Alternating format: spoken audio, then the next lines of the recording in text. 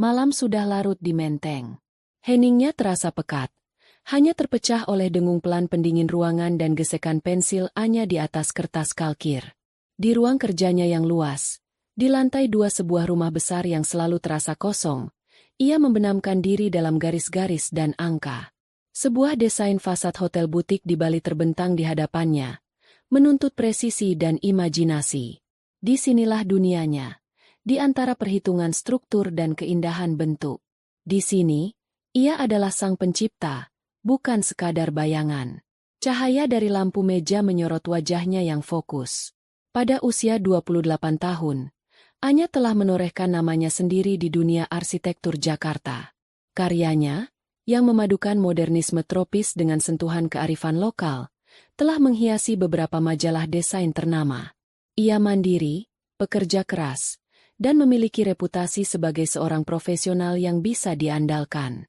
Namun, setiap kali ia melangkah keluar dari ruang kerjanya dan menuruni tangga kayu yang megah itu, semua pencapaiannya seolah menguap, larut dalam udara dingin rumah peninggalan era kolonial yang ia sebut rumah. Di rumah ini, ia bukan hanya sang arsitek. Ia adalah kakaknya Rina. Anak kedua. Sosok yang ada, namun seringkali tak terlihat. Suara pintu kamar di seberang lorong terbuka, diikuti langkah kaki ringan dan tawa kecil yang dibuat-buat. Rina, adiknya yang 4 tahun lebih muda itu baru saja pulang. Anya melirik jam di sudut layar komputernya. Hampir tengah malam. Ia sudah bisa membayangkan adegan di lantai bawah. Rina akan masuk, disambut oleh ibu mereka yang selalu menunggu dengan cemas.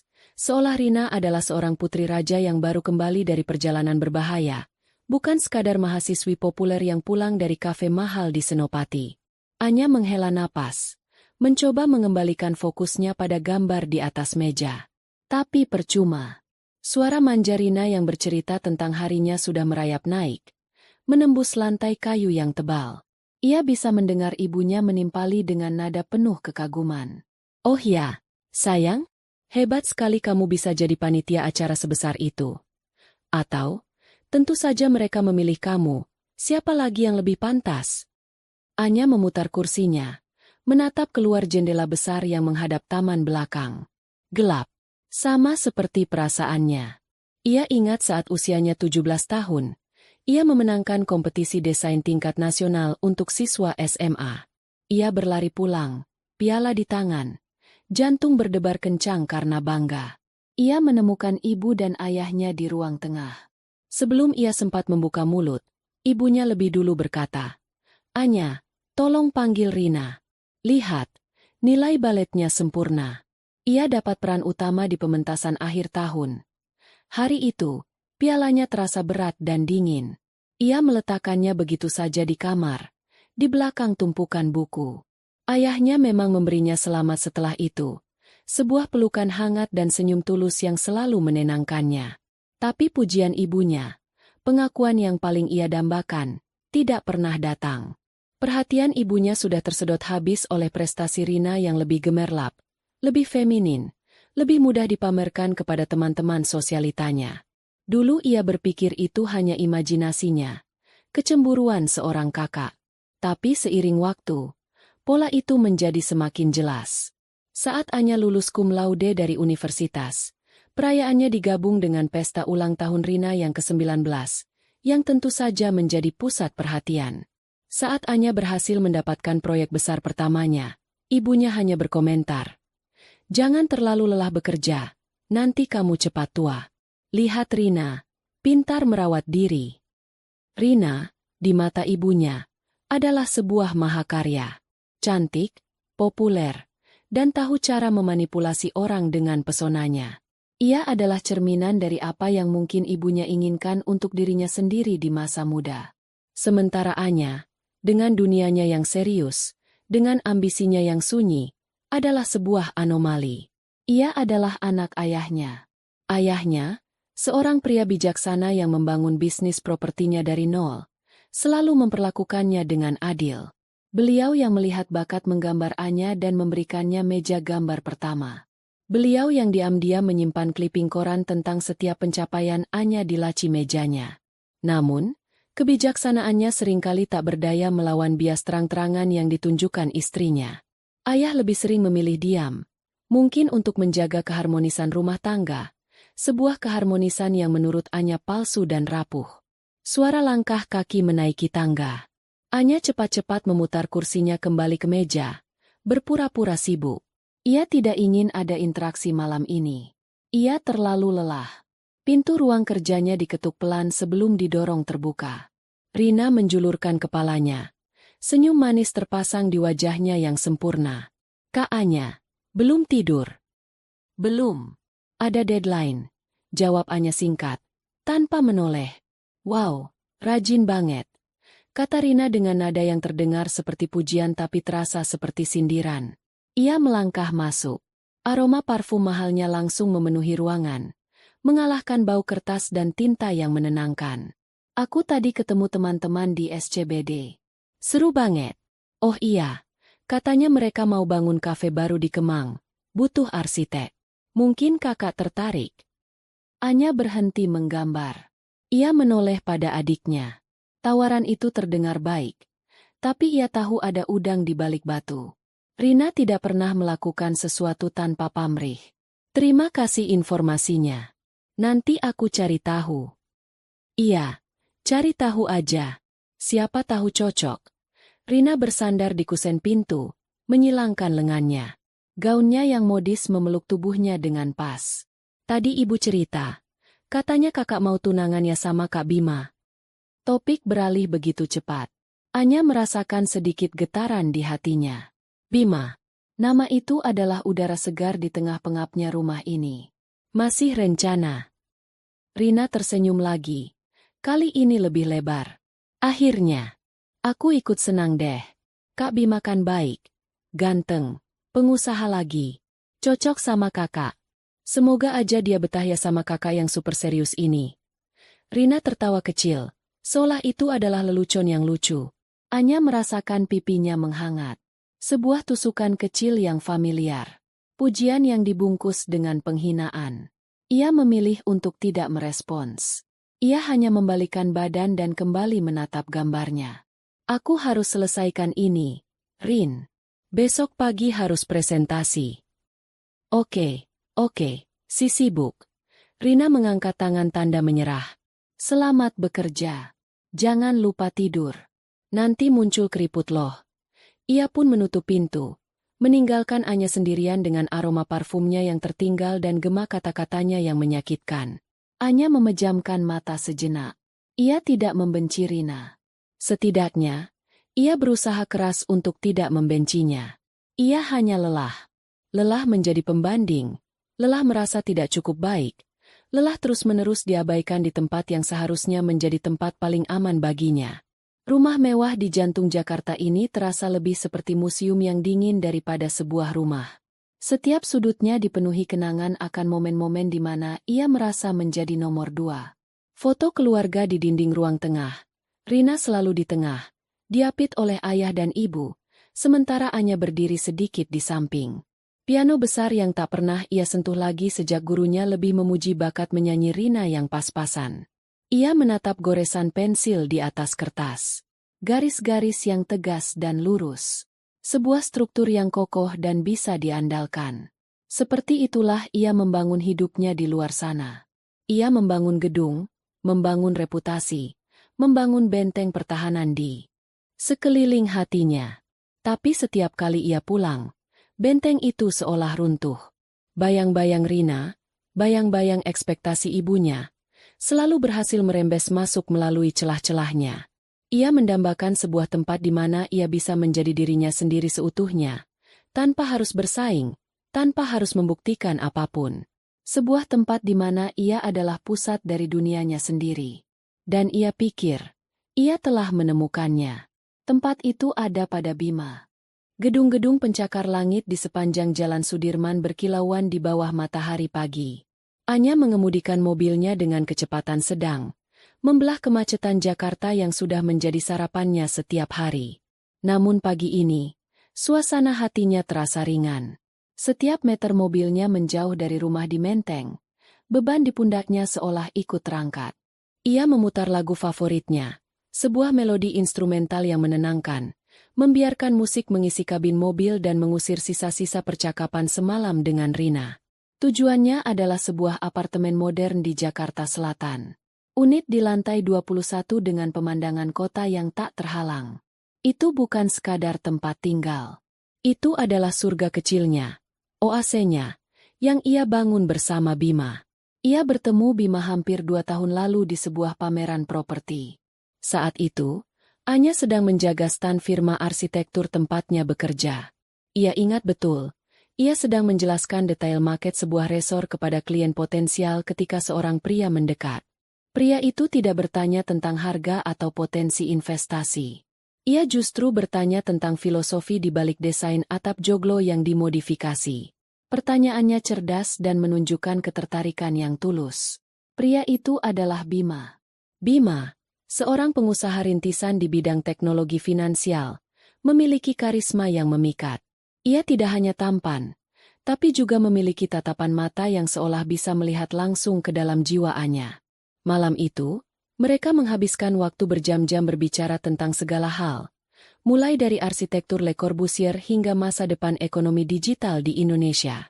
Untuk pertama kalinya, Anya merasa dilihat, bukan sebagai putri dari keluarga kaya, bukan sebagai kakak dari Rina yang menawan, tapi sebagai Anya, seorang arsitek dengan pikiran dan mimpi-mimpinya sendiri.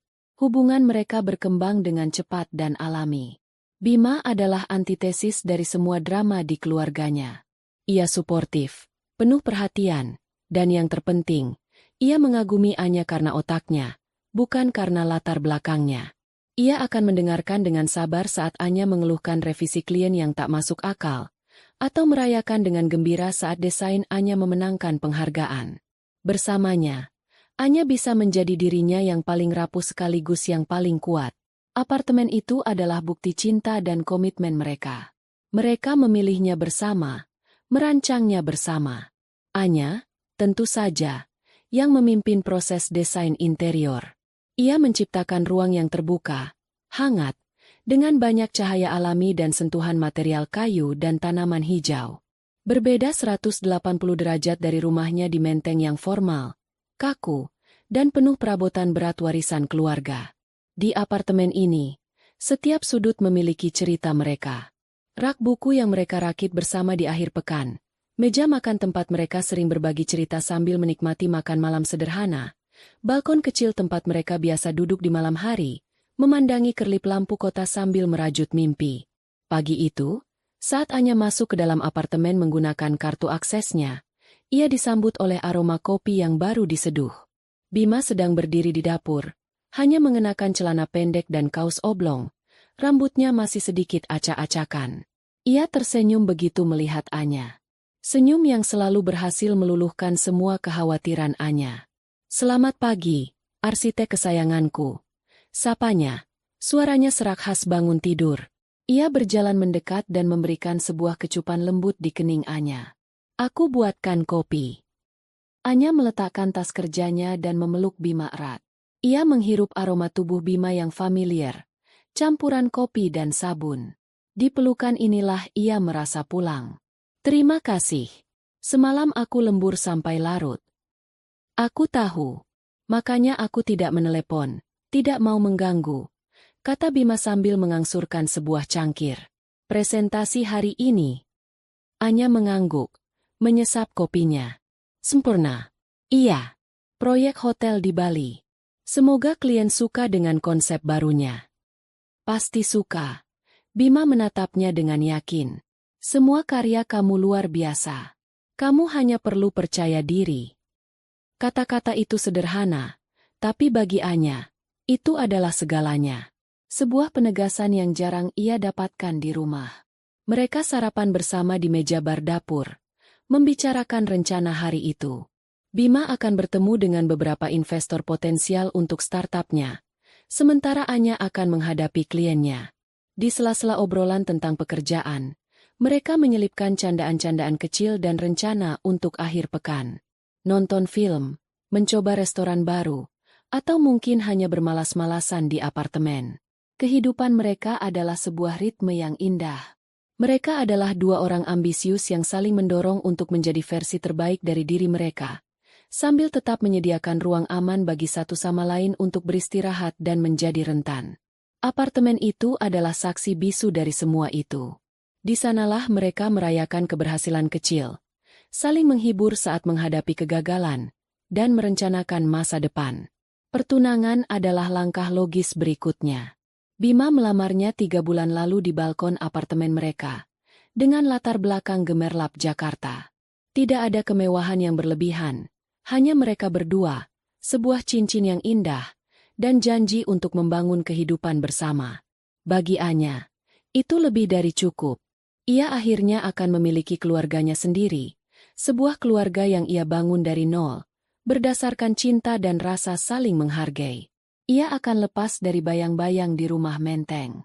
Nanti malam kita makan di luar, tawar Bima, membuyarkan lamunan Anya. Merayakan presentasimu yang pasti sukses. Boleh, Anya tersenyum. Tapi aku yang traktir. Tidak bisa. Investor baruku sepertinya akan setuju hari ini. Jadi, aku yang traktir, balas Bima. Matanya berbinar penuh optimisme. Anya tertawa. Ia mencintai semangat ini. Semangat seorang pejuang yang membangun mimpinya sendiri. Sama sepertinya. Mereka adalah tim. Pasangan. Belahan jiwa. Saat ia bersiap-siap untuk berangkat kerja, menatap pantulan dirinya di cermin, ia merasa utuh. Di apartemen ini, dengan Bima di sisinya, ia tidak perlu berpura-pura. Ia tidak perlu mengecilkan dirinya agar orang lain merasa besar. Ia adalah Anya. Seorang wanita yang dicintai, seorang arsitek yang dihormati, dan calon istri dari pria yang luar biasa. Ia meninggalkan apartemen dengan perasaan penuh harapan. Ia tidak tahu bahwa oase yang ia kira aman dan terlindung itu sebentar lagi akan diganggu. Ia tidak tahu bahwa serigala yang paling berbahaya seringkali datang dengan menyamar sebagai domba yang paling ia kenal, membawa senyum manis dan niat yang tersembunyi. Pelariannya dari drama keluarga justru akan membawanya ke pusat badai yang jauh lebih menghancurkan. Tapi untuk saat ini, di pagi yang cerah itu, Anya hanya merasakan kebahagiaan. Sebuah kebahagiaan murni yang membuatnya percaya bahwa masa depannya akan secerah langit Jakarta tanpa awan. Beberapa minggu setelah rencana pertunangan mereka menjadi topik hangat di keluarga, Rina mulai menunjukkan batang hidungnya di apartemen Anya dan Bima. Kunjungan pertamanya datang dengan alasan yang sangat masuk akal. Ia menelepon Anya pada suatu sore, suaranya terdengar sedikit panik, mengatakan bahwa laptopnya tiba-tiba mati padahal ia harus menyelesaikan maket 3 dimensi untuk tugas akhir semester. Kak, boleh pinjam komputer kakak sebentar? Cuma buat render sebentar. Di rumah kan komputernya lambat banget. Punya kakak pasti spek dewa. Rengeknya di telepon. Anya, yang hatinya masih sedikit melunak oleh gagasan membangun hubungan yang lebih baik dengan adiknya menjelang pernikahannya, tidak bisa menolak. Ya sudah. Datang saja. Aku juga sedang di apartemen. Mau menyelesaikan beberapa gambar. 1 jam kemudian, Rina sudah berdiri di depan pintu, membawa sebuah flash disk dan senyumnya yang paling menawan. Begitu masuk, matanya langsung berkeliling dengan takjub yang dilebih-lebihkan. Wow, Kak, apartemen kakak keren banget. Sumpah, seleranya bagus banget. Nyaman banget kelihatannya. Pujian itu membuat Anya sedikit bangga. Terima kasih. Aku yang desain interiornya. Pantesan. Seru Rina. Aku tahu kakak jago. Tapi ini sih levelnya beda. Ibu harus lihat ini. Biar dia tahu anaknya yang satu ini seleranya nggak main-main. Ada sedikit nada sindiran di sana. Tapi Anya memilih untuk mengabaikannya.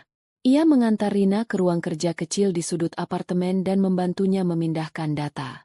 Saat proses rendering dimulai, yang memakan waktu cukup lama, Rina tidak duduk diam. Ia berkeliling apartemen seperti calon pembeli, menyentuh permukaan meja, mengagumi lukisan di dinding, dan memuji setiap pilihan perabotan. Kak Bima beruntung banget ya punya kakak, katanya sambil duduk di sofa empuk mereka. Udah pintar, mandiri, jago desain pula. Kalau aku jadi laki-laki, pasti udah aku nikahin juga. Anya hanya tersenyum tipis, merasa sedikit canggung. Ia tidak terbiasa menerima pujian sebanyak ini dari adiknya. Rasanya aneh, tidak tulus. Saat itulah Bima pulang. Ia tampak lelah setelah seharian rapat, tapi wajahnya langsung cerah melihat Anya.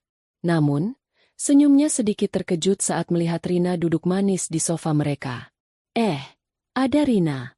Tumben main ke sini. Sapa Bima ramah. Rina langsung berdiri. Sikapnya berubah dalam sekejap.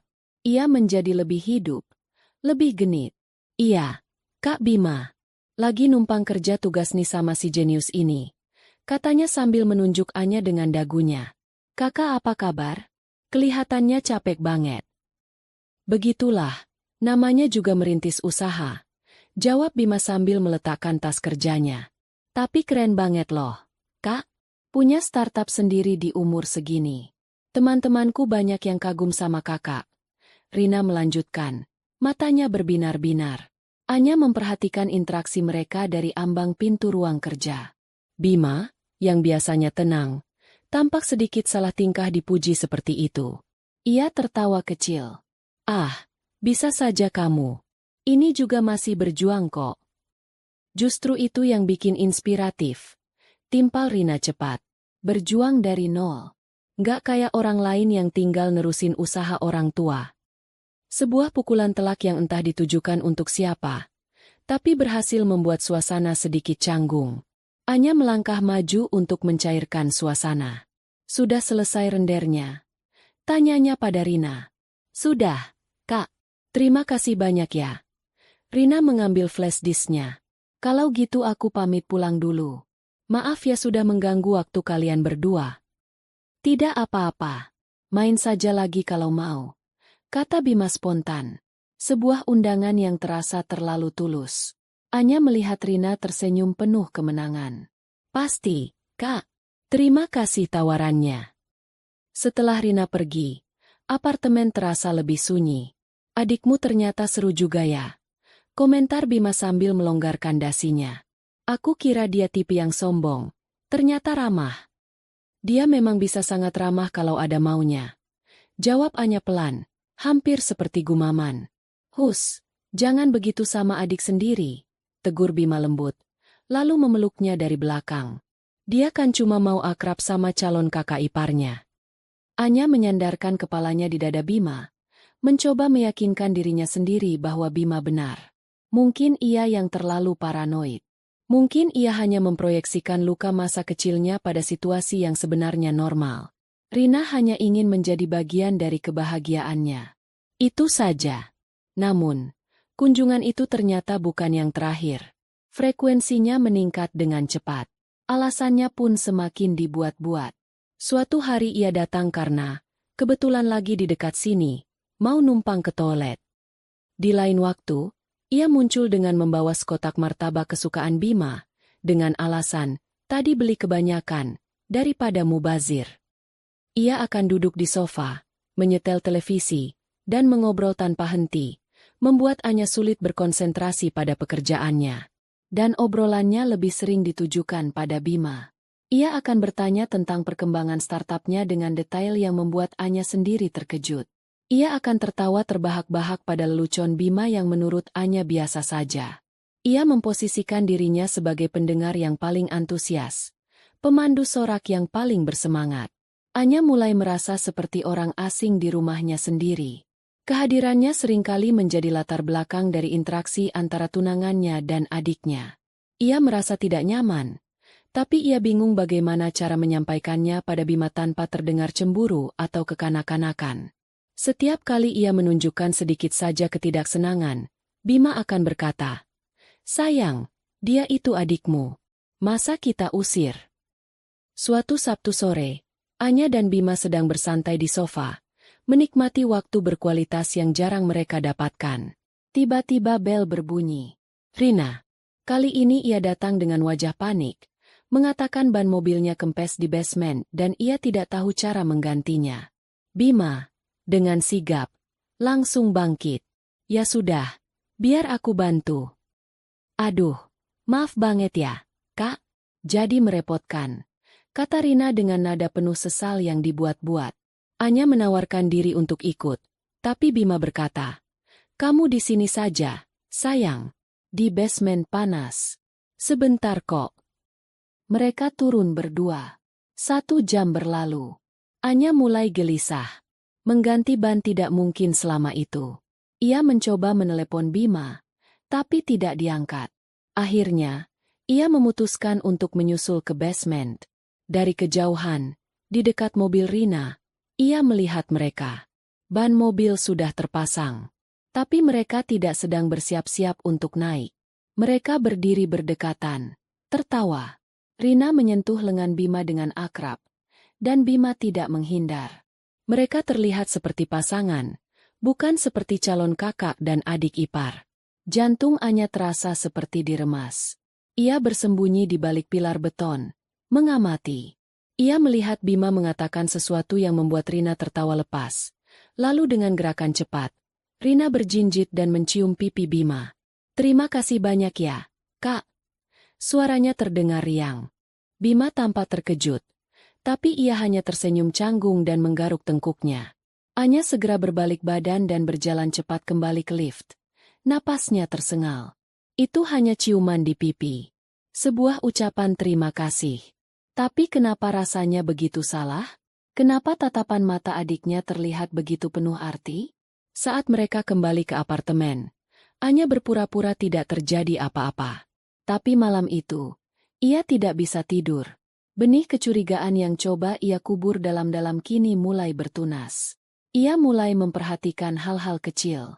Cara Rina mengirim pesan singkat pada Bima untuk menanyakan hal-hal sepele yang seharusnya ditanyakan padanya. Cara Bima terkadang tersenyum sendiri saat melihat ponselnya. Ia merasa gila. Ia merasa seperti sedang mengarang cerita di kepalanya sendiri. Ia mencintai Bima, dan Bima mencintainya. Adiknya hanya sedikit aneh dan haus perhatian. Itu saja. Ia mengulang-ulang kalimat itu seperti mantra, mencoba menenangkan hatinya yang bergemuruh.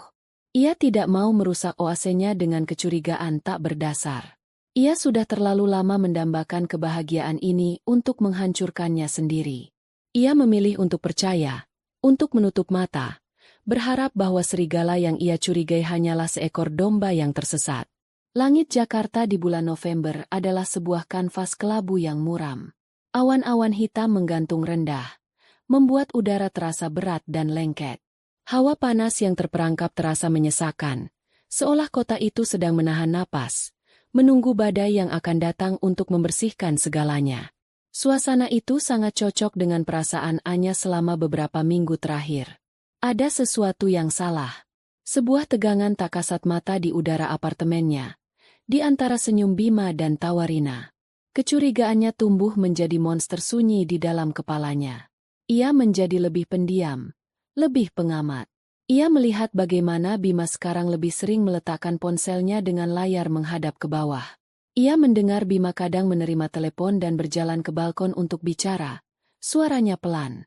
Saat Anya bertanya siapa, jawabannya selalu sama.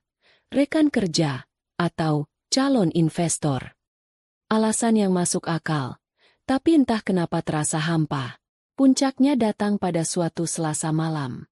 Anya harus mengirimkan revisi desain mendesak kepada kliennya di Semarang, tapi laptopnya tiba-tiba mengalami masalah dan tidak bisa terhubung ke internet. Sementara itu, ponselnya sedang diisi daya di kamar. Ia tahu Bima menyimpan semua data pekerjaannya di tablet, yang biasanya selalu terhubung dengan Wi-Fi apartemen. "Sayang, aku pinjam tablet kamu sebentar ya? Mau kirim email penting, laptopku lagi error," kata Anya sambil berjalan ke arah meja kerja Bima. "Oh, iya, pakai saja," jawab Bima dari sofa. Matanya terpaku pada siaran berita di televisi. Ia tampak tenang, tidak ada tanda-tanda kegugupan. Anya mengambil tablet berwarna perak itu. Ia membuka aplikasi email, mengetik pesannya dengan cepat, dan melampirkan file desainnya. Saat ia menekan tombol kirim, sebuah notifikasi lain muncul di bagian atas layar. Notifikasi dari aplikasi ojek online. Bunyinya, "Rina baru saja menyelesaikan perjalanan ke alamat ini." Jantung Anya berhenti berdetak selama sepersekian detik. "Rina? Kenapa ada notifikasi perjalanan Rina di tablet Bima? Rasa penasaran yang dingin menjalari tulang punggungnya. Dengan jari-jari gemetar, ia menyentuh notifikasi itu. Aplikasi terbuka, menunjukkan riwayat perjalanan. Dan di sanalah dunianya runtuh. Bukan hanya satu perjalanan. Ada puluhan. Sebagian besar dilakukan pada malam hari atau sore hari. Titik penjemputan, lobi apartemen mereka. Titik tujuan, sebuah alamat di dekat kos-kosan Rina. Ada juga perjalanan sebaliknya. Semua terjadi pada jam-jam di mana Anya sedang tidak ada di apartemen. Saat ia lembur di kantor, saat ia bertemu klien di luar, saat ia pergi ke toko buku sendirian. Ada satu perjalanan yang tercatat pada hari Sabtu sore 2 minggu lalu, sekitar pukul 5:30, hanya beberapa menit setelah ia pergi dari apartemen untuk membeli bahan makanan. Ia ingat hari itu, Rina meneleponnya, mengatakan sedang mengerjakan tugas kelompok dan tidak bisa ikut makan malam. Kebohongan. Semuanya bohong. Anya menggulir daftar itu ke bawah, matanya memanas. Setiap baris adalah sebuah tusukan. Setiap tanggal dan jam adalah bukti pengkhianatan yang terjadi di punggungnya, di dalam rumah yang ia kira adalah surganya. Semua kepingan puzzle yang mengganggunya selama ini langsung menyatu. Kunjungan Rina yang terlalu sering, tawa mereka yang terlalu akrab, ponsel Bima yang selalu tertutup. Ia merasa mual. Udara di dalam ruangan terasa menipis. Ia mencengkram tablet itu erat-erat. Buku-buku jarinya memutih. Ia menatap layar itu, berharap semua tulisan itu akan kabur dan menghilang. Berharap ini semua hanya mimpi buruk. Tapi tulisan itu tetap ada, tajam dan jelas. Sebuah catatan digital yang rapi tentang kehancuran hatinya. Ia mendengar suara gemuruh pelan dari luar. Hujan mulai turun. Sudah terkirim emailnya? Suara Bima dari ruang tengah terdengar normal, tanpa beban. Anya tidak menjawab. Ia berjalan pelan keluar dari ruang kerja. Tablet masih di tangannya. Ia berdiri di depan Bima, menatap pria yang ia cintai, pria yang akan ia nikahi. Wajah itu, yang dulu selalu memberinya rasa aman, kini terlihat seperti wajah orang asing. "Ini apa?" tanya Anya. Suaranya bergetar, nyaris tidak terdengar. Ia menyodorkan tablet itu ke hadapan Bima. Bima melihat layar. Ekspresinya berubah drastis. Ketenangan itu lenyap, digantikan oleh kepanikan yang kentara. Ia mencoba meraih tablet itu, tapi Anya menariknya. Itu. Ia tergagap, mencari-cari alasan. "Itu aku yang pesankan untuk Rina. Dia kadang butuh tumpangan, kasihan." Alasan yang begitu lemah, begitu menyedihkan. Anya tertawa. Tapi tidak ada kegembiraan dalam tawanya. Itu adalah suara keputusasaan. "Kamu pesankan untuk dia? Puluhan kali? Di saat aku tidak ada di rumah? Kamu pikir aku sebodoh itu, Bima?" Hujan di luar semakin deras, menghantam jendela kaca dengan keras, seolah ingin ikut campur dalam pertengkaran mereka. "Anya, ini tidak seperti yang kamu pikirkan." Bima berdiri, mencoba mendekat. "Jangan sentuh aku," teriak Anya. Mundur selangkah. Amarahnya kini mulai meledak, membakar habis rasa sakitnya. "Jadi ini yang kalian lakukan di belakangku? Di apartemenku? Di tempat tidurku?" "Tidak, kami tidak pernah melakukan apa-apa di sini," bantah Bima cepat. Matanya memancarkan ketakutan. "Oh, jadi kalian melakukannya di tempat lain? Itu seharusnya membuatku merasa lebih baik." Sinis Anya, air matanya mulai mengalir deras, bercampur dengan keringat di pelipisnya. Saat itulah bel apartemen berbunyi. Nyaring dan memekakan telinga di tengah ketegangan yang mencekik. Mereka berdua membeku. Mereka tahu siapa yang ada di balik pintu. Bima menatap Anya dengan tatapan memohon. "Jangan dibuka." Tapi Anya sudah berjalan ke pintu. Dengan tangan yang gemetar hebat, ia membuka kunci dan menarik gagangnya.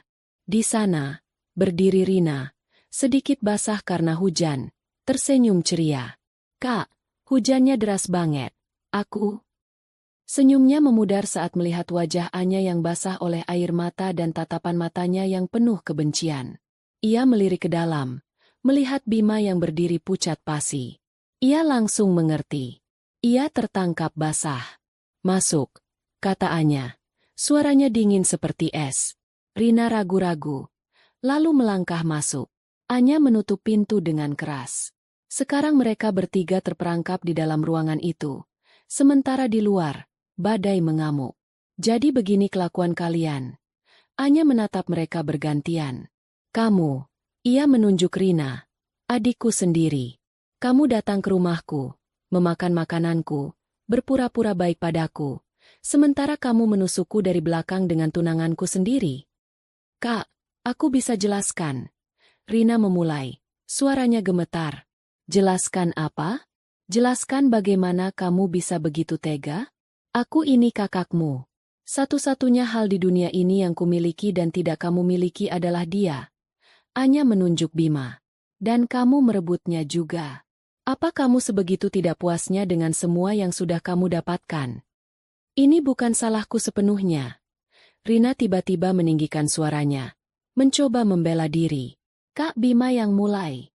Dan kakak sendiri terlalu sibuk dengan pekerjaan. Kakak dingin. Tidak pernah punya waktu. Jangan bawa-bawa aku ke dalam masalah kalian," bentak Bima, panik karena disudutkan. Anya menatap mereka dengan jijik. Dua orang pengecut yang saling melempar kesalahan. Rasa sakit di hatinya begitu besar hingga ia merasa sulit bernapas. Oasenya telah diracuni. Mimpinya telah dihancurkan oleh adiknya sendiri dan pria yang ia percayai dengan seluruh hatinya. Ia mengangkat tangan kirinya, menatap cincin pertunangan yang melingkar di jarinya. Cincin yang pernah menjadi simbol harapan dan masa depan. Dengan satu gerakan cepat, ia menariknya lepas. Logam itu terasa dingin di telapak tangannya. Ia melangkah ke meja kopi dan meletakkannya di sana dengan suara denting yang terdengar begitu keras di tengah suara hujan. "Semuanya selesai," katanya. Suaranya kembali tenang, tapi menyimpan kekosongan yang mengerikan. "Aku mau kalian berdua pergi dari sini. Sekarang juga." Rina mulai menangis. Bima menatap Anya dengan putus asa. "Anya, tolong. Kita bisa bicarakan ini." "Tidak ada lagi yang perlu dibicarakan," potong Anya. Ia berjalan ke pintu dan membukanya lebar-lebar, membiarkan angin dan percikan air hujan masuk. "Pergi." Setelah beberapa saat yang terasa seperti selamanya, Bima berjalan lunglai mengambil tasnya. Rina, sambil terisak, mengikutinya. Mereka keluar dari pintu tanpa berani menatap wajah Anya lagi. Anya menutup pintu. Ia bersandar di sana, mendengarkan suara langkah kaki mereka yang menjauh di koridor. Lalu hening. Hanya ada suara hujan badai di luar dan suara hatinya yang hancur berkeping-keping. Ia merosot ke lantai, memeluk lututnya. Dan di dalam apartemennya yang kini terasa dingin dan kosong, ia akhirnya menangis sejadi-jadinya. Malam berganti pagi. Anya terbangun di sofa. Lehernya kaku dan matanya bengkak. Sisa-sisa badai semalam meninggalkan udara yang bersih dan dingin, tapi di dalam apartemen, udaranya pengap oleh kenangan buruk. Keheningan terasa memekakkan telinga. Tidak ada suara Bima membuat kopi. Tidak ada aroma roti panggang. Oasenya telah mati, berubah menjadi gurun dalam satu malam. Ia menatap cincin pertunangannya yang tergeletak di meja kopi. Kilauannya kini terasa mengejek. Ia tidak pergi bekerja hari itu. Ia menelepon kantornya. Suaranya serak, mengatakan ia sakit. Sebuah kebohongan yang terasa seperti kebenaran. Ia memang sakit. Hatinya remuk redam. Sepanjang hari ia hanya duduk termangu, memutar ulang kejadian semalam di kepalanya. Setiap kata, setiap tatapan, setiap kebohongan. Rasa sakitnya begitu tajam, begitu nyata, hingga ia merasa sulit untuk sekadar bernapas. Namun, di antara puing-puing kesedihannya, sebuah perasaan lain mulai tumbuh. Sebuah kemarahan yang dingin dan membara. Ini bukan lagi hanya tentang pengkhianatan Bima. Ini tentang Rina. Tentang ibunya. Tentang pola yang sama yang telah menghantuinya seumur hidup. Ia selalu diminta untuk mengalah, untuk mengerti, untuk menjadi yang lebih dewasa. Ia selalu menjadi pihak yang harus menelan kekecewaan demi menjaga keharmonisan. Tidak lagi. Kali ini, ia tidak akan diam. Ia tidak akan membiarkan pengkhianatan ini disapu ke bawah karpet seperti debu-debu lainnya. Mereka semua harus tahu. Mereka semua harus melihat wajah asli Rina, si anak kesayangan. Kebenaran harus diungkap, bukan untuk balas dendam, tapi untuk sebuah keadilan yang sudah terlalu lama tertunda. Sore harinya, dengan sebuah tekad yang mengeras seperti baja, Anya bangkit. Ia mandi, berganti pakaian dengan kemeja yang rapi, dan memasukkan cincin pertunangannya ke dalam kotak bludru kecil. Ia kemudian mengemudi, bukan ke kantor atau ke tempat lain untuk menenangkan diri, tapi kembali ke sumber lukanya, ke rumah besar di Menteng. Perjalanan itu terasa surreal. Jalanan Jakarta yang ramai dan bising tampak kabur di matanya. Ia merasa seperti orang asing yang sedang menonton film tentang hidupnya sendiri. Setiap lampu merah, setiap tikungan, membawanya lebih dekat pada konfrontasi yang tak terhindarkan. Ia tidak merasa takut. Hanya ada kehampaan dan sebuah tujuan yang jelas. Ia tiba di rumah saat ayahnya baru saja pulang kerja. Ia melihat ibunya sedang mengatur bunga di ruang tengah dan Rina sedang bersantai di sofa, bermain ponsel, seolah tidak ada dosa besar yang baru saja ia lakukan. Wajahnya tampak sedikit sembab, tapi ia berusaha tampil normal. Mungkin ia berharap Anya akan menelan masalah ini sendirian seperti biasa. Anya masuk tanpa mengucapkan salam. Kehadirannya yang tiba-tiba dan auranya yang dingin langsung mengubah atmosfer ruangan. Ayah, Ibu, Rina, aku mau kita bicara. Sekarang. Di ruang keluarga, kata Anya, suaranya datar dan tanpa emosi. Ibunya menatapnya dengan heran, sedikit terganggu. Anya, ada apa ini? Kamu tidak lihat ayah baru pulang? Ini penting, Bu. Lebih penting dari apapun. Jawab Anya tegas. Ayahnya, yang melihat ekspresi wajah putri sulungnya, segera mengerti bahwa ini adalah sesuatu yang serius. Baiklah, ayo kita ke ruang keluarga, katanya sambil meletakkan tas kerjanya. Mereka berempat duduk di ruang keluarga yang megah dan kaku. Anya memilih duduk di kursi tunggal, menghadap sofa tempat ayah, ibu, dan Rina duduk berjajar. Seperti sebuah pengadilan. Rina tidak berani menatapnya. Kepalanya tertunduk, jemarinya meremas-remas ponselnya dengan gugup. Hening sejenak. Anya menarik napas dalam-dalam. Aku datang untuk memberitahu bahwa pertunanganku dengan Bima batal. Ibunya tersentak. Apa? Kenapa? Kalian bertengkar? Anya, kamu jangan terlalu keras kepala.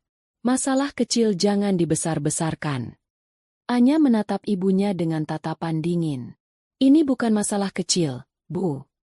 Ia membuka kotak beludru di tangannya dan meletakkannya di atas meja kaca di antara mereka. Cincin itu berkilau di bawah cahaya lampu kristal. Dan aku mau kalian tahu alasannya. Dengan suara yang terkontrol dan jelas, Anya mulai bercerita. Ia menceritakan semuanya dari awal. Tentang kunjungan Rina yang semakin sering. Tentang alasan-alasan palsu. Tentang kecurigaannya yang ia coba tepis. Lalu ia sampai pada puncaknya. Penemuannya di tablet Bima. Riwayat perjalanan yang membuktikan perselingkuhan mereka. Ia menceritakannya tanpa tangis, tanpa histeria. Hanya fakta-fakta telanjang yang menyakitkan. Saat Anya bicara, wajah Rina semakin pucat. Ia mulai terisak pelan. Sementara ayahnya hanya diam. Wajahnya mengeras, rahangnya mengetat, matanya tidak lepas dari Anya. Ia mendengarkan setiap kata. Namun ibunya, reaksinya berbeda. Anya, mungkin kamu salah paham, katanya. Nada suaranya membela. Rina kan masih muda. Mungkin dia hanya cari perhatian. Tidak mungkin dia berniat jahat. Salah paham? Anya menatap ibunya, tidak percaya. Bukti perjalanan puluhan kali ke apartemenku saat aku tidak ada. Itu salah paham? Mereka berselingkuh, Bu. Di belakangku. Hus, jangan bicara sekasar itu, tegur ibunya. Kalaupun benar, pasti ada sebabnya. Mungkin Bima merasa kesepian. Kamu kan terlalu sibuk dengan pekerjaanmu. Laki-laki butuh perhatian. Kata-kata itu menghantam Anya lebih keras dari pengkhianatan itu sendiri. Ibunya, bukannya membelanya, malah menyalahkannya. Di saat hatinya hancur, ibunya justru mencari-cari kesalahannya untuk melindungi si anak emas. Rina, melihat ibunya memihak padanya, semakin menjadi-jadi tangisnya. Maaf, Kak, aku hilaf. Aku nggak tahu kenapa aku begitu.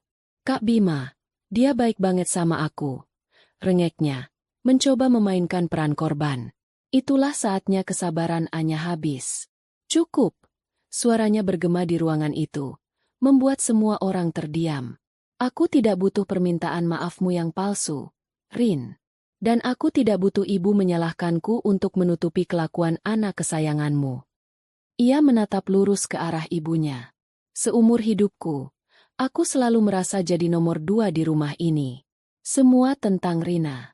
Prestasinya, kecantikannya, kebutuhannya. Sementara aku harus selalu mengerti.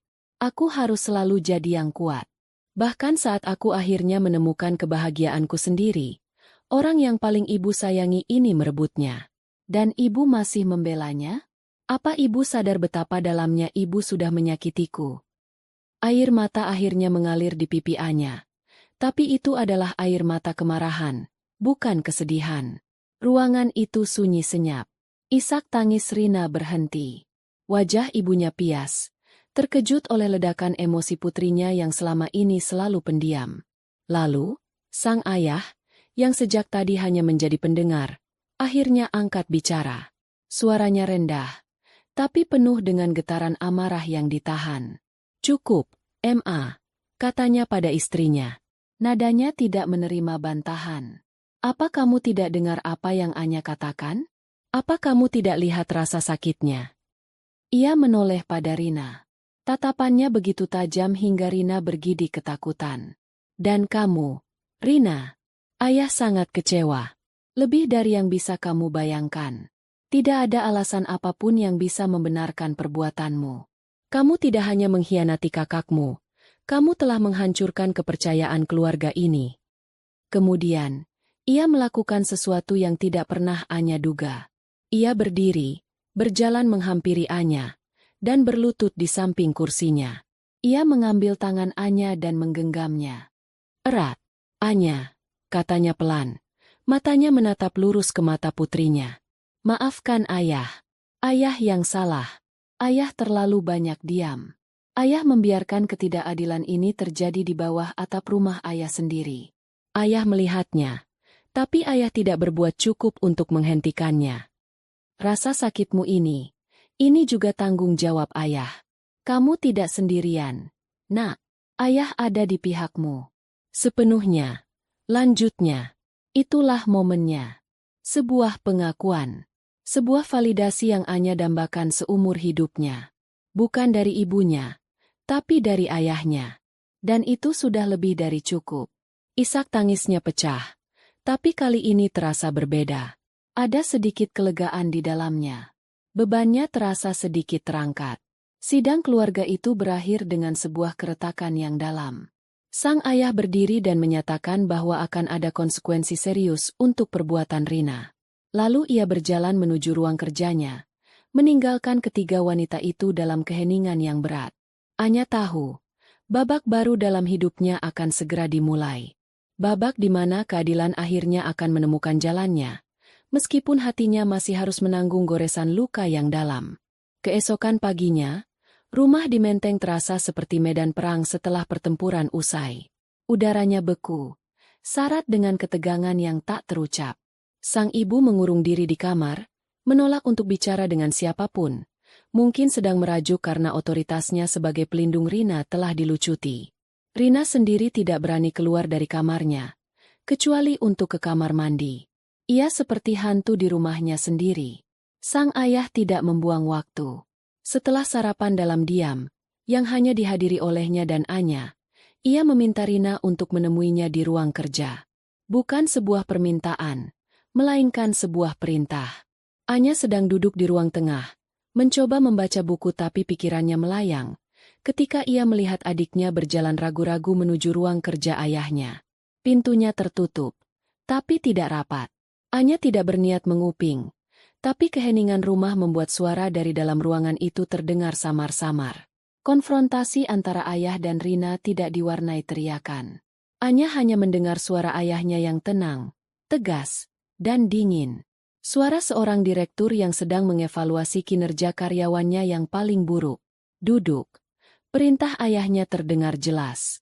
Ada jeda yang panjang. Anya bisa membayangkan Rina duduk dengan kepala tertunduk di kursi di seberang meja mahoni ayahnya yang besar. Selama ini, hidupmu sangat mudah, Rina. Ayahnya memulai. Semua yang kamu minta, kamu dapatkan. Semua yang kamu inginkan, tersedia. Ayah dan ibumu memberimu fasilitas. Dengan harapan kamu akan tumbuh menjadi pribadi yang bertanggung jawab dan punya integritas. Tapi ayah salah besar. Terdengar isak tangis Rina yang tertahan. Perbuatanmu kemarin menunjukkan bahwa kamu sama sekali tidak punya dua hal itu. Kamu manja, egois, dan manipulatif. Kamu menyakiti kakakmu dengan cara yang paling kejam. Jadi, mulai hari ini, semua fasilitas itu akan ayah cabut. Saatnya kamu belajar tentang konsekuensi. Ayah. Suara Rina memohon. Pertama, potong ayahnya. Mengabaikan permohonan Rina. Kunci mobilmu. Letakkan di atas meja sekarang. Ada suara denting kunci yang diletakkan di atas meja kayu. Mobil itu bukan hak milikmu. Itu adalah pinjaman. Dan kamu sudah menyalahgunakan kepercayaan yang kami berikan. Mobil itu akan ayah jual. Mulai sekarang, kalau kamu mau ke kampus atau kemanapun, silakan gunakan transportasi umum seperti orang lain. Tapi, yah. Kedua, ayahnya melanjutkan tanpa jeda. Kartu kreditmu. Ayah sudah menelepon bank tadi pagi. Semua kartu tambahan atas nama ayah sudah diblokir. Tidak ada lagi makan-makan di restoran mahal, tidak ada lagi belanja baju-baju desainer, tidak ada lagi perawatan salon yang tidak perlu. Ayahnya berhenti sejenak. Anya bisa mendengar suara kertas digeser. Ini kartu debit. Setiap bulan akan ayah transfer uang saku secukupnya. Cukup untuk ongkos transportasi, makan siang sederhana, dan membeli kebutuhan kuliah. Tidak lebih. Selamat datang di dunia nyata. Rina, dunia di mana uang tidak jatuh dari langit. Tahap berikutnya adalah pukulan yang paling telak. Dan yang terakhir, tentang butik impianmu itu. Modal 150 juta yang sudah ayah janjikan, ayah batalkan. Lupakan saja. Kalau kamu masih menginginkan butik itu, silakan. Cari uangmu sendiri. Bekerja paruh waktu. Menabung. Cari investor. Lakukan seperti orang lain memulai bisnis. Dari nol. Saat itulah tangis Rina meledak. Bukan lagi isakan tertahan, tapi raungan putus asa. Ayah nggak adil. Ini semua gara-gara Kak-anya. Ayah jadi benci sama aku karena dia. Ayah lebih sayang sama dia. Jangan bawa-bawa kakakmu. Suara ayahnya meninggi untuk pertama kalinya. Ini semua murni karena perbuatanmu sendiri. Dewasalah. Rina, hadapi akibat dari pilihanmu. Kakakmu tidak melakukan apa-apa selain menjadi korban dari keegoisanmu. Pintu kamar ibu terbuka. Anya melihat ibunya berjalan cepat menuju ruang kerja. Mas, jangan keterlaluan. Dia itu anakmu. Pintu ruang kerja terbuka. Ayahnya berdiri di ambang pintu, menghalangi jalan istrinya. Tatapannya tajam. Justru karena dia anakku, aku melakukan ini. Caramu memanjakannya selama ini yang membuatnya jadi seperti ini. Sudah cukup. Mulai sekarang, biar aku yang mendidiknya dengan caraku. Sang ibu terdiam, tak berdaya menghadapi ketegasan suaminya yang tak pernah ia lihat sebelumnya. Ia hanya bisa menatap nanar, lalu mundur perlahan. Rina keluar dari ruang kerja. Wajahnya basah oleh air mata dan ingus. Matanya merah dan bengkak. Ia menatap Anya yang duduk di ruang tengah dengan penuh kebencian. Kamu puas sekarang? Desisnya sebelum berlari menaiki tangga menuju kamarnya. Anya tidak menjawab.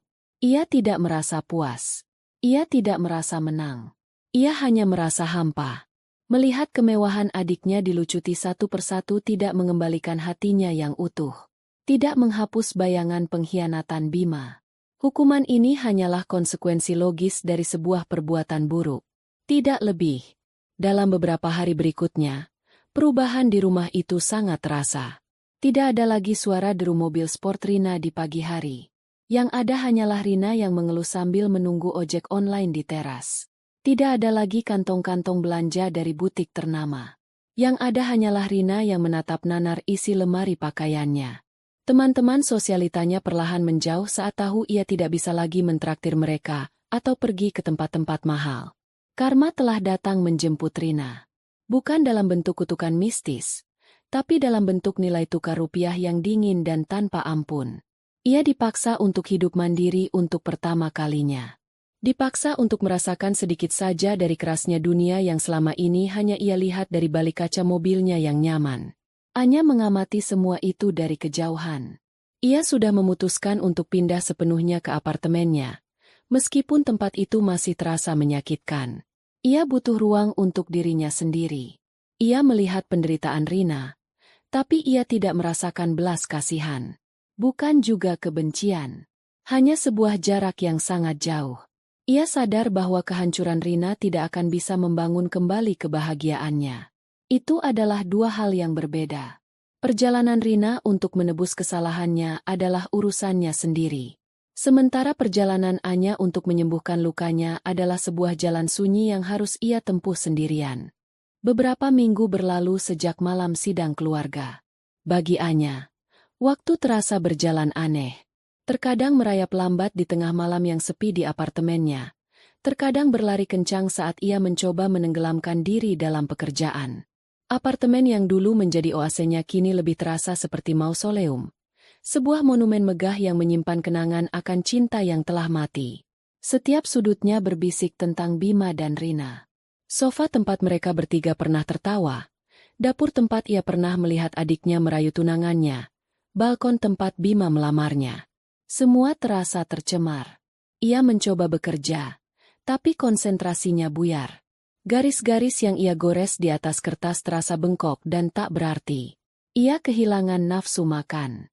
Tidur pun menjadi kemewahan yang sulit didapat. Ia akan terbangun di tengah malam dengan jantung berdebar kencang. Bayangan pengkhianatan itu berputar-putar di kepalanya seperti film rusak. Kemarahannya yang membara telah padam, meninggalkan bara api kesedihan yang dingin dan berat. Ia merasa hampa, seolah bagian terpenting dari dirinya telah dicabut paksa. Perubahan dalam dirinya tidak luput dari perhatian atasannya di firma arsitektur, Pak Gunawan. Seorang arsitek senior yang bijaksana dan telah menjadi mentor bagi Anya sejak ia pertama kali bergabung. Suatu sore, Pak Gunawan memanggilnya ke ruangannya yang dipenuhi maket dan buku-buku tebal. "Anya, duduklah," katanya dengan ramah. "Bagaimana kabarmu?" "Baik, Pak," jawab Anya bohong. Suaranya terdengar lemah bahkan di telinganya sendiri. Pak Gunawan menatapnya lekat-lekat dari balik kacamatanya. "Pekerjaanmu beberapa minggu ini tidak seperti biasanya. Kamu kehilangan sentuhanmu. Ada masalah?" Anya menunduk. Tidak tahu harus memulai dari mana. Ia tidak ingin membawa masalah pribadinya ke kantor. Tapi tatapan Pak Gunawan yang penuh pengertian membuatnya luluh. Akhirnya, dengan suara terbata-bata, ia menceritakan garis besarnya saja. Pertunangan yang batal, masalah keluarga yang rumit. Ia tidak menyebut nama Rina, hanya menyebutnya sebagai pengkhianatan yang dalam. Pak Gunawan mendengarkan dengan sabar tanpa menyela. Setelah Anya selesai, ia tidak memberikan nasihat pernikahan yang klise atau kata-kata penghiburan yang kosong. Ia justru membuka sebuah map besar di atas mejanya. "Ingat kompetisi desain untuk proyek restorasi cagar budaya di Semarang beberapa bulan lalu? Yang kamu ikuti itu?" Anya mengangguk samar.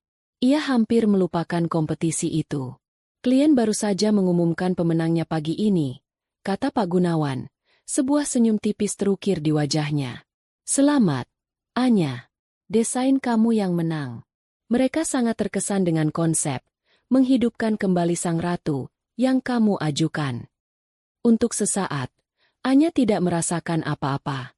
Berita yang seharusnya membuatnya melompat kegirangan itu terasa hampa. Tapi kemudian, Pak Gunawan melanjutkan. Ini proyek besar, Anya. Butuh komitmen penuh. Pemimpin proyek harus tinggal di Semarang setidaknya selama 1 tahun untuk mengawasi langsung proses restorasi dan pembangunan sayap barunya. Ini kesempatan sekali seumur hidup. Ia berhenti sejenak, menatap Anya dengan tajam. Dan menurut saya, ini adalah kesempatan yang kamu butuhkan saat ini. Bukan hanya untuk kariermu, tapi untuk dirimu sendiri. Semarang, kota lain. Sebuah awal yang baru. Gagasan itu terasa menakutkan sekaligus menarik. Meninggalkan Jakarta berarti meninggalkan semua yang familiar, termasuk ayahnya. Tapi itu juga berarti meninggalkan apartemen yang berhantu ini, meninggalkan rumah menteng yang dingin, meninggalkan kota yang telah menjadi saksi bisu kehancuran hatinya. Saya tidak tahu, Pak. Terkadang, cara terbaik untuk membangun kembali sesuatu yang hancur adalah dengan pindah ke lokasi yang baru dan memulai dari fondasi yang berbeda, kata Pak Gunawan, seolah bisa membaca pikirannya. Jakarta akan selalu ada di sini saat kamu siap untuk kembali. Tapi kesempatan ini, dan kesempatan untuk menyembuhkan dirimu, mungkin tidak akan datang 2 kali. Pikirkan baik-baik. Malam itu, Anya tidak bisa tidur. Tapi kali ini bukan karena mimpi buruk. Ia memikirkan kata-kata Pak Gunawan. Ia berjalan di apartemennya, menyentuh barang-barang yang pernah memberinya kebahagiaan. Ia sadar, ia tidak bisa sembuh di sini. Ia butuh jarak. Ia butuh kanvas yang kosong. Keputusan itu dibuat saat fajar menyingsing. Ia akan mengambil proyek itu. Ia akan pergi ke Semarang. Mengurus kepergiannya adalah sebuah proses yang menyakitkan sekaligus membebaskan. Ia memutuskan untuk menyewakan apartemennya, lengkap dengan perabotannya. Mengosongkan tempat itu terasa seperti menguliti luka lamanya. Tapi setiap barang yang ia masukkan ke dalam kotak terasa seperti sebuah langkah maju. Di tengah proses berkemas, ia menemukan beberapa pesan dan panggilan tak terjawab dari Bima. Dengan tangan yang mantap, ia memblokir nomor itu tanpa membacanya. Bab itu sudah ditutup. Ia berbicara pada ayahnya lewat telepon. Ayahnya, seperti yang ia duga, mendukung keputusannya 100%. Pergilah, nak. Bangun kembali hidupmu dan kariermu. Jangan khawatirkan apapun di sini. Ayah bangga sekali padamu. Dukungan itu menjadi bahan bakar bagi tekadnya. Ibunya, di sisi lain, hanya berkomentar singkat. Kenapa harus pergi jauh-jauh? Masalah itu dihadapi, bukan ditinggalkan. Anya hanya diam, tidak mau berdebat. Dengan Rina, tidak ada interaksi sama sekali. Mereka seperti 2 orang asing yang kebetulan tinggal di planet yang sama. 2 minggu kemudian, Anya sudah berada di dalam kereta api yang melaju ke arah timur, meninggalkan Jakarta yang basah oleh gerimis pagi. Saat gedung-gedung tinggi perlahan menghilang dari pandangan, ia tidak merasa sedih. Ia justru merasakan secercah kelegaan. Semarang menyambutnya dengan suasana yang berbeda. Kota itu terasa lebih tenang, lebih berjiwa. Udaranya tidak seberat Jakarta. Ia menyewa sebuah paviliun kecil di daerah Candi, dengan taman yang rindang. Tempat itu sederhana, tanpa kemewahan, dan yang terpenting, tanpa kenangan. Ia menenggelamkan dirinya dalam pekerjaan. Proyek restorasi gedung Societe di kawasan kota lama itu ternyata jauh lebih menantang dan menarik dari yang ia bayangkan. Ia menghabiskan hari-harinya di lokasi proyek, berdiskusi dengan sejarawan, berdebat dengan kontraktor, dan menggambar detail-detail arsitektur hingga larut malam. Ia jatuh cinta pada pesona bangunan-bangunan tua, pada cerita yang tersimpan di balik dinding-dindingnya yang mengelupas. Pekerjaan menjadi terapinya. Setiap batu bata yang dipugar, setiap pilar yang diperkuat, terasa seperti ia sedang memperbaiki bagian dari dirinya yang rusak. Ia mulai menemukan kembali gairahnya, semangatnya yang sempat hilang. Ia bertemu orang-orang baru yang hanya mengenalnya sebagai Anya si arsitek, bukan sebagai anak siapa atau kakak siapa. Di Semarang, identitasnya ia bangun ulang dari nol. Perlahan tapi pasti, proses penyembuhan itu dimulai. Suatu sore, saat sedang menikmati kopi di sebuah kafe di Spiegel, Ia sadar bahwa sepanjang hari itu ia sama sekali tidak memikirkan Bima atau Rina. Luka itu masih ada, tentu saja, tapi sudah tidak lagi berdarah. Ia mulai menikmati hal-hal kecil lagi. Rasa lumpia di Gang Lombok, keindahan senja di Bukit Gombel, keramahan orang-orang yang ia temui. Suatu hari, berdiri di depan kerangka baja sayap baru yang mulai berdiri tegak di samping gedung tua yang sedang direstorasi, Anya tersenyum tulus untuk pertama kalinya setelah sekian lama. Ia melihat perpaduan antara yang lama dan yang baru, antara puing-puing masa lalu dan harapan masa depan. Ia melihat cerminan dirinya sendiri. Ia sedang membangun kembali. Bukan hanya sebuah gedung, tapi juga puing-puing harapannya sendiri. Dan kali ini, ia memastikan fondasinya jauh lebih kuat dari sebelumnya. Sementara Anya sedang menata kembali hidupnya di Semarang, situasi di rumah Menteng justru semakin memburuk. Sudah beberapa bulan berlalu. Sang ayah mengamati dinamika keluarganya dengan kekecewaan yang mendalam. Hukuman yang ia berikan pada Rina, yang ia harapkan akan menjadi pelajaran berharga tentang tanggung jawab, ternyata tidak menghasilkan penyesalan yang tulus. Yang ia lihat dari putri bungsunya adalah kemarahan yang membatu dan mentalitas korban yang semakin menjadi-jadi. Rina menjadi pribadi yang murung dan penuh kebencian. Ia menyalahkan semua orang atas nasibnya. Ayahnya yang ia anggap kejam, dan terutama Anya, yang ia sebut sebagai biang keladi dari semua masalahnya. Tidak ada sedikitpun introspeksi atau rasa bersalah atas perbuatannya. Ia menjalani hidup barunya yang sederhana, dengan penuh keterpaksaan, bukan dengan kerendahan hati. Sang ibu, di sisi lain, tidak banyak membantu. Meskipun ia tidak lagi berani menentang suaminya secara terang-terangan, ia menunjukkan keberpihakannya dengan cara lain. Ia akan diam-diam menyelipkan uang tambahan ke dompet Rina, atau memasakkan makanan kesukaan Rina sambil melontarkan sindiran-sindiran halus tentang betapa kerasnya perlakuan ayahnya. Ia masih melihat Rina sebagai putri kecilnya yang malang, bukan sebagai seorang wanita dewasa yang harus bertanggung jawab atas kesalahannya. Setiap akhir pekan, sang ayah akan menelepon Anya. Ia mendengar suara yang berbeda dari putri sulungnya. Ada nada semangat saat Anya bercerita tentang progres proyeknya, tentang tantangan menemukan material yang sesuai dengan bangunan asli, tentang kegembiraannya saat melihat sketsanya mulai terwujud menjadi bentuk fisik. Anya mengiriminya foto-foto dari lokasi proyek. Di foto-foto itu, sang ayah tidak hanya melihat sebuah bangunan yang bangkit dari keruntuhannya, tapi ia juga melihat putrinya yang bangkit. Anya tampak lebih kurus, tapi matanya memancarkan cahaya yang sudah lama tidak ia lihat. Cahaya kepercayaan diri dan tujuan hidup. Kontras antara kedua putrinya begitu tajam. Anya membangun, Rina merusak. Anya bertanggung jawab, Rina menyalahkan. Anya menatap masa depan. Rina terjebak dalam kebencian masa lalu. Pemikiran ini terus menghantui sang ayah. Ia mulai merenungkan masa depan bisnis properti yang telah ia bangun dengan keringat dan darah selama puluhan tahun. Ia selalu berasumsi bahwa suatu saat nanti, perusahaan itu akan dikelola bersama oleh kedua putrinya. Tapi sekarang, ia sadar betapa naifnya pemikiran itu. Menyerahkan sebagian kendali perusahaan pada Rina akan menjadi sebuah bencana. Rina tidak punya etos kerja, tidak punya integritas, dan yang terparah, ia terbukti bisa mengkhianati orang terdekatnya demi kepentingan sesaat. Ia akan menghancurkan warisan keluarga itu dalam waktu singkat. Di sisi lain, ia melihat Anya. Kecintaannya pada detail, pemahamannya tentang struktur dan desain, ketekunannya, dan yang terpenting, karakternya yang kuat dan lurus. Anya adalah seorang pembangun sejati, dalam arti harfiah maupun kiasan. Masa depan perusahaan akan aman dan bahkan berkembang di tangannya. Ini bukan lagi soal kasih sayang seorang ayah. Ini adalah keputusan bisnis yang krusial. Ini adalah tentang tanggung jawabnya pada ratusan karyawan yang menggantungkan hidup pada perusahaannya.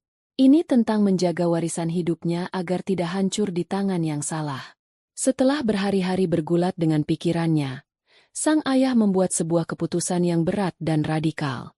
Suatu Selasa pagi, ia membuat janji temu dengan Pak Hidayat, notaris dan penasihat hukum keluarganya selama lebih dari 20 tahun. Kantor notaris itu terletak di sebuah bangunan tua yang tenang di kawasan Cikini. Suasananya formal dan hening. Setelah berbasa-basi sejenak, sang ayah langsung mengutarakan maksud kedatangannya. Pak Hidayat, saya mau mengubah surat wasiat saya. Pak Hidayat, seorang pria parubaya yang bijaksana, menatap kliennya dengan serius. Ada perubahan signifikan yang ingin Bapak lakukan.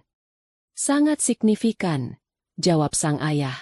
Saya mau semua saham mayoritas saya di perusahaan, PT Bangun Persada Utama, diwariskan sepenuhnya kepada anak pertama saya, Anya. 100%. Pak Hidayat mengangkat alisnya, sedikit terkejut. Sepenuhnya? Bagaimana dengan Rina? Rina tidak akan saya biarkan terlantar, lanjut sang ayah, nadanya tegas. Saya akan siapkan dana abadi, trust fund, untuknya. Jumlahnya cukup untuk menjamin hidupnya dengan layak seumur hidup, tapi dengan syarat. Dana itu dikelola oleh wali yang ditunjuk, dan ia hanya akan menerima tunjangan bulanan. Ia tidak bisa mengambil seluruh uangnya sekaligus. Ia akan terjamin secara finansial, tapi ia tidak akan memiliki akses pada modal besar dan tidak akan punya satu lembar saham pun atau hak suara di perusahaan. Sang ayah kemudian menjelaskan alasannya dengan gamblang. Ia menceritakan tentang insiden pengkhianatan itu, bukan sebagai seorang ayah yang curhat, tapi sebagai seorang pemilik bisnis yang sedang menganalisis karakter calon penerusnya. Ia menceritakan tentang kurangnya penyesalan Rina dan tentang ketangguhan Anya. Ini bukan hukuman, Pak Hidayat. Ini adalah soal penempatan aset di tangan yang benar. Anya akan menumbuhkan perusahaan ini. Rina akan menghabiskannya. Tutupnya. Pak Hidayat mendengarkan dengan saksama. Sebagai orang yang sudah lama mengenal keluarga itu, ia bisa memahami logika di balik keputusan yang menyakitkan tersebut. Ia mengangguk pelan. Saya mengerti, Pak. Ini keputusan yang berat. Tapi saya paham dasarnya. Akan saya siapkan draft perubahannya. Seminggu kemudian, sang ayah kembali ke kantor notaris itu. Ia membaca draft wasiat yang baru dengan teliti, kata demi kata. Semuanya tertulis dengan jelas dan tidak menyisakan ruang untuk ambiguitas. Dengan tangan yang mantap, ia menandatangani dokumen-dokumen itu di atas beberapa lembar kertas bermeterai. Pak Hidayat dan seorang saksi ikut membubuhkan tanda tangan mereka. Stempel notaris ditekan ke atas kertas, mengesahkan keputusan itu secara hukum. Segalanya selesai. Final. Malam itu, sang ayah duduk sendirian di ruang kerjanya. Salinan wasiat yang baru tersimpan aman di dalam brankas. Ia membuka laci mejanya dan mengeluarkan sebuah album foto tua. Ia berhenti pada sebuah halaman yang menampilkan foto Anya dan Rina saat masih kecil. Rina, dengan senyumnya yang ompong, sedang memeluk Anya dari belakang.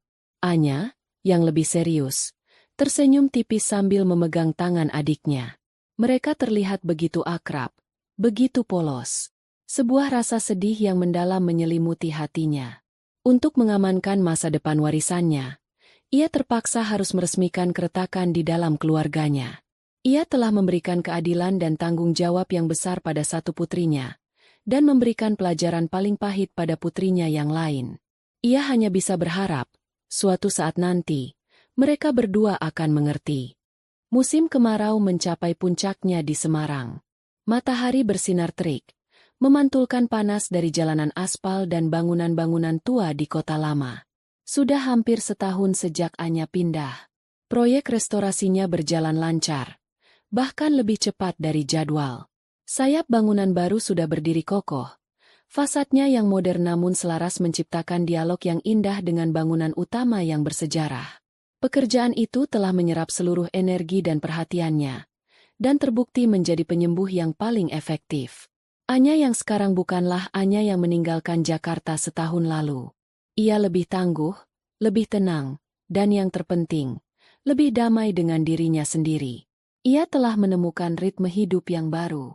Pagi hari dihabiskan di lokasi proyek, sore hari untuk rapat atau menikmati sudut-sudut kota yang belum ia jelajahi, dan malam hari untuk membaca atau sekadar duduk di teras pavilionnya, mendengarkan suara jangkrik. Luka di hatinya telah berubah menjadi bekas luka. Masih ada di sana, sebagai pengingat, tapi tidak lagi terasa sakit saat disentuh. Ia jarang sekali memikirkan Bima. Nama itu terasa asing, seperti karakter dari sebuah buku yang pernah ia baca bertahun-tahun lalu. Kenangan tentangnya tidak lagi memicu rasa sakit, hanya sebuah kekosongan yang hambar.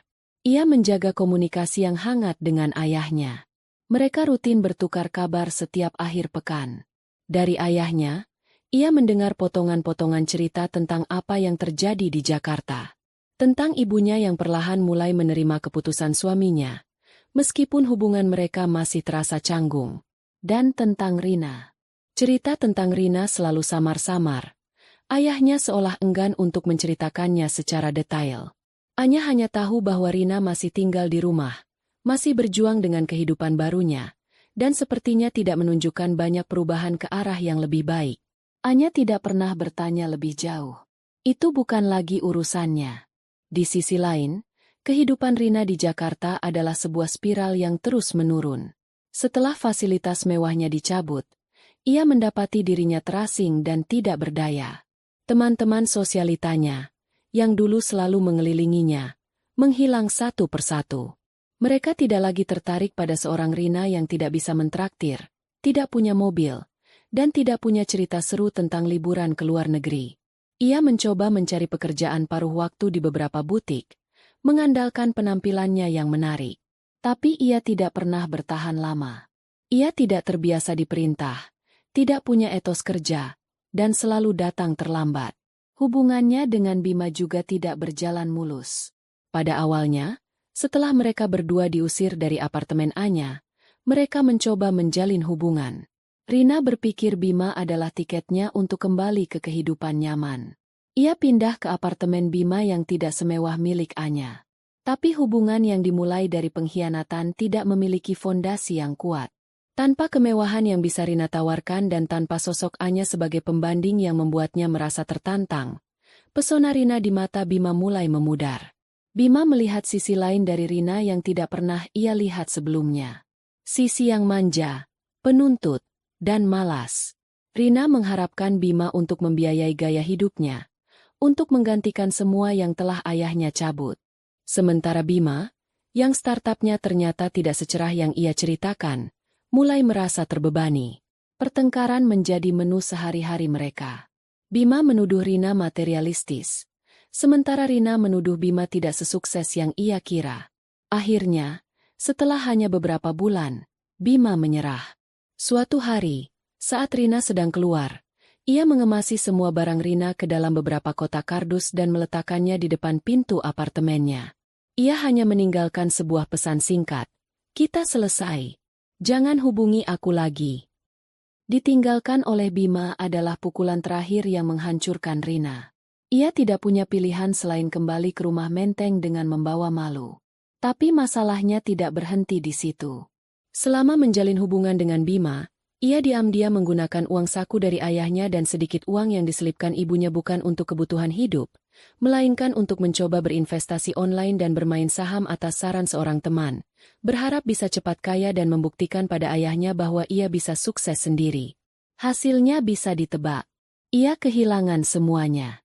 Lebih buruk lagi, ia terjerat utang pada beberapa aplikasi pinjaman online dengan bunga yang mencekik. Kini, hidupnya benar-benar berantakan. Ia diteror oleh penagih utang setiap hari. Ia tidak punya teman, tidak punya uang, dan tidak punya masa depan.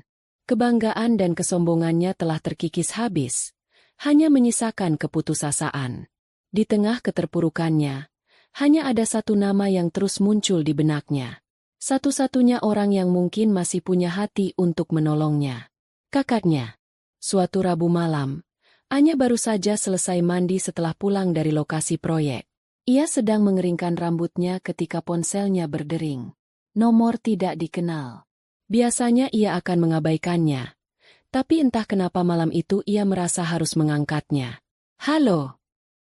Hening sejenak di seberang sana. Lalu terdengar suara isak tangis yang tertahan. Suara yang sangat ia kenal.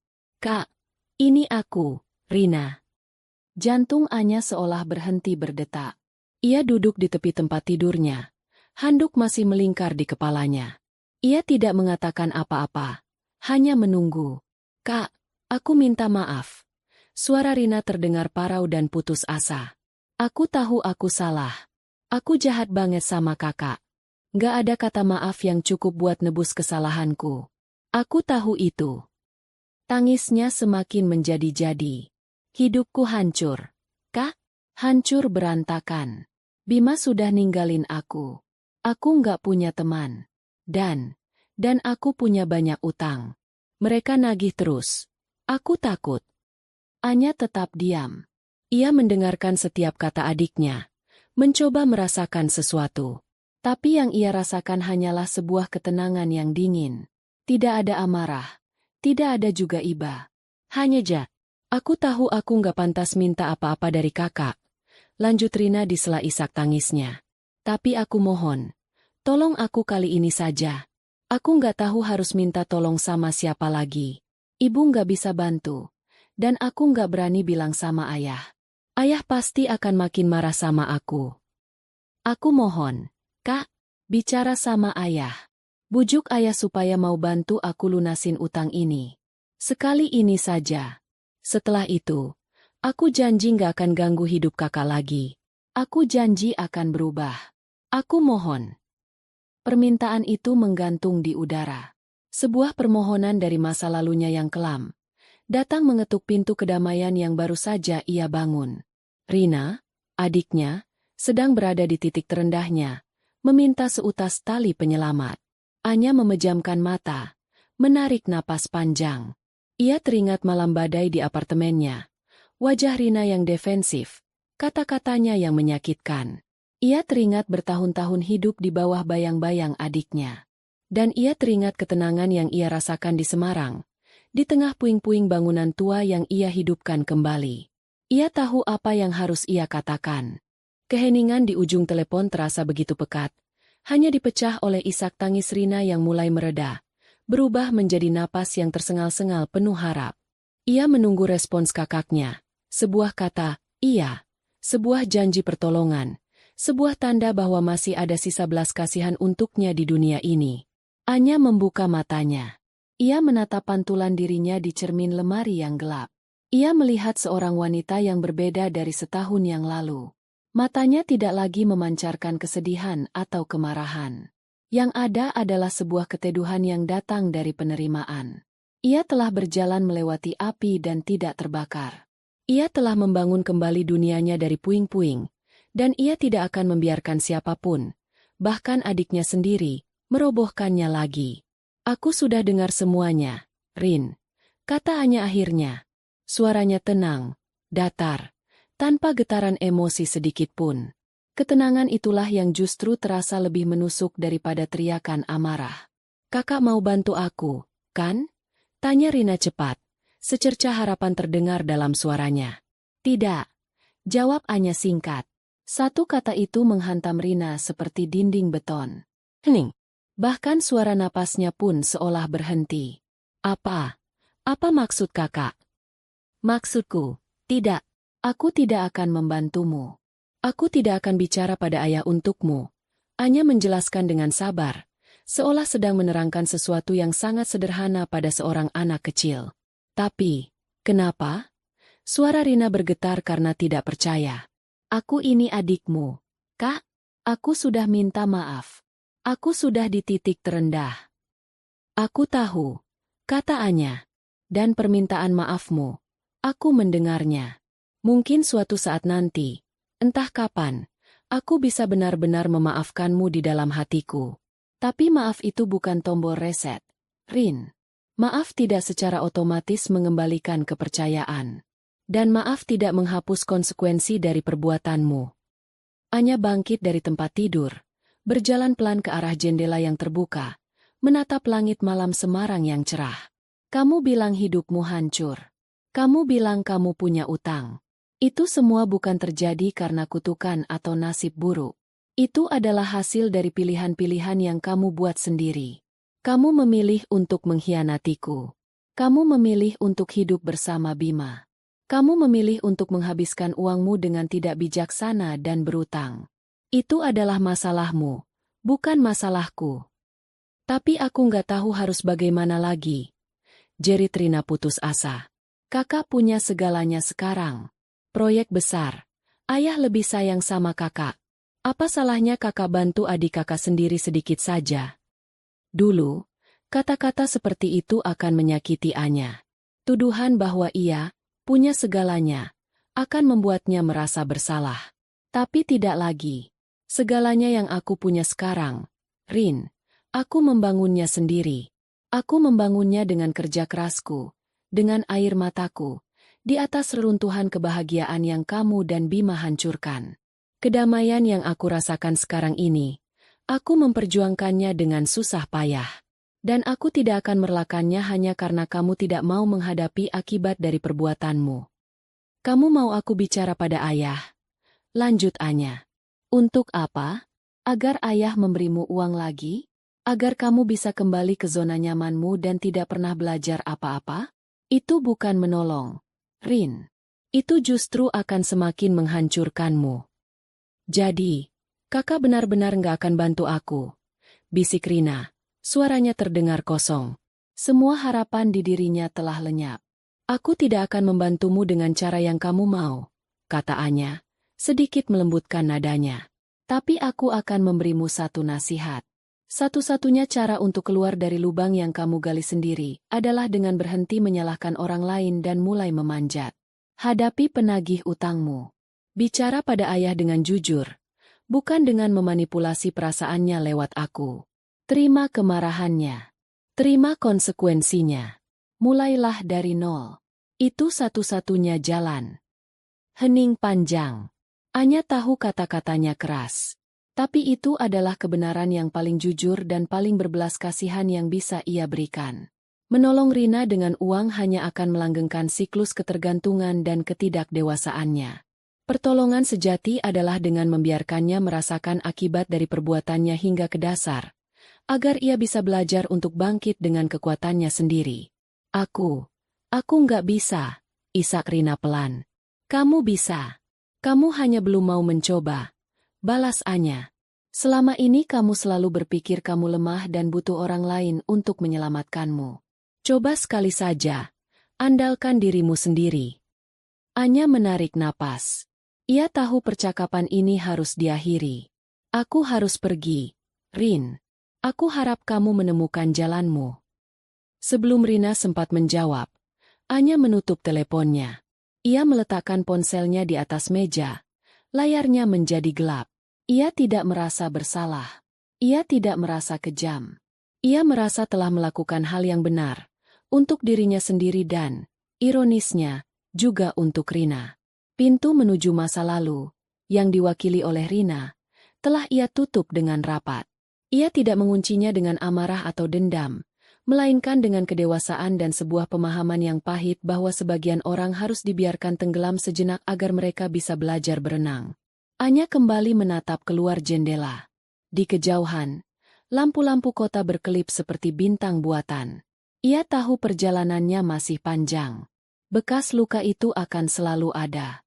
Tapi untuk pertama kalinya, ia merasa benar-benar bebas.